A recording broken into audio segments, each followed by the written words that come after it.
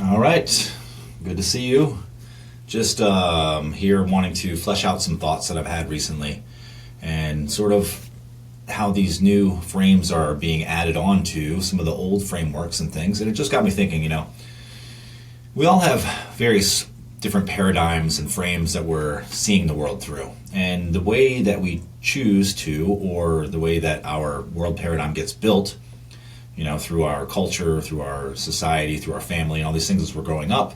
And then, if we modify it and change it as we learn things, as we try to grow our consciousness and understand more about the world we live in and who we are.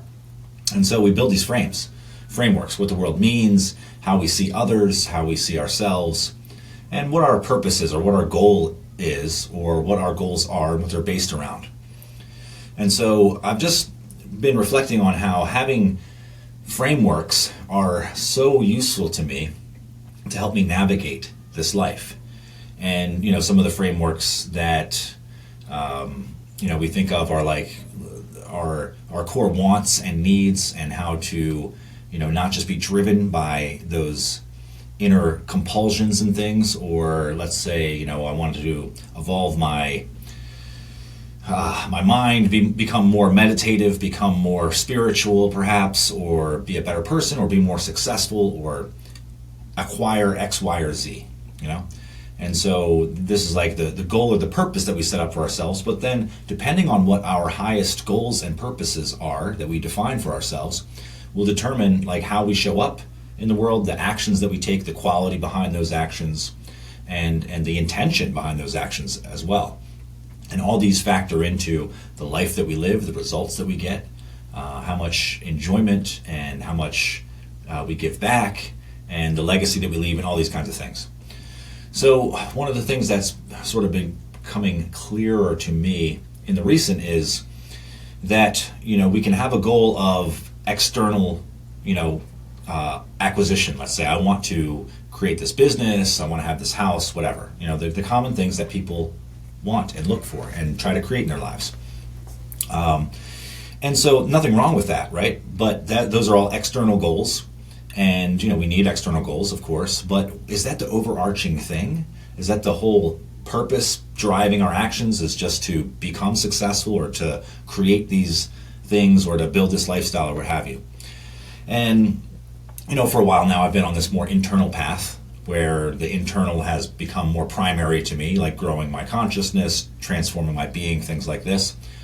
And I come across some ideas in the recent, and it started to influence the way that I think about these things. And one of them is lines up well with my aim, is that you could have for your goal or your purpose to evolve your consciousness and evolve your being, and to increase the brightness of your conscious awareness. And if that's the case, that's a very radically different goal from just acquiring X, Y, or Z. And you can still be a nice person, you can still be generous and all these sorts of things. But if your main goal is to cultivate a higher degree of conscious awareness and to transform your being, then what we want to do is to embody certain states which are conducive to that. So think about it. If I want to transform my consciousness and my being and really increase it, I'm going to certainly need energy. I'm going to need a lot of energy. I can't waste energy. So when I say these states that are conducive to that, it's basically low entropy versus high entropy states that we want to occupy and embody. And what does that mean? So entropy is basically decay. If things are just left alone, they decay at a certain rate. And just like our bodies decay at a certain rate, but if we work out and we exercise, that's reducing the entropy. It slows down the process of decay. So what are inner states that are low in entropy? Well, they're states that produce a high degree of coherence and organization. Things that, states rather, that organize not just our inner being, but they begin to organize things outside of our being just by the very nature of their vibration. It's kind of like cymatics. If you've ever seen when they scatter sand all over a metal plate, and it's just random scattered chaos apparently, and then they connect it to some vibration, and they play a sine wave at a certain frequency, and then the sand will organize itself according to that frequency. They change the frequency, and it dissolves and reorganizes itself into a new, very coherent structure.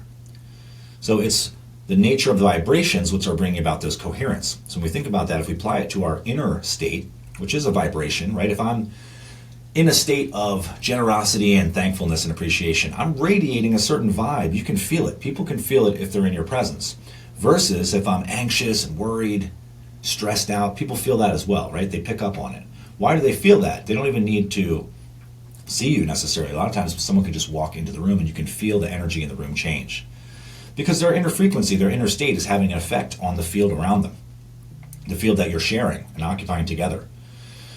So thankfulness, for instance, or generosity, or love, compassion, joy, creativity, all these states produce a high degree of coherence and organization, and so they lessen the entropy, which means if there's less entropy, there's less decay, there's less energy being wasted.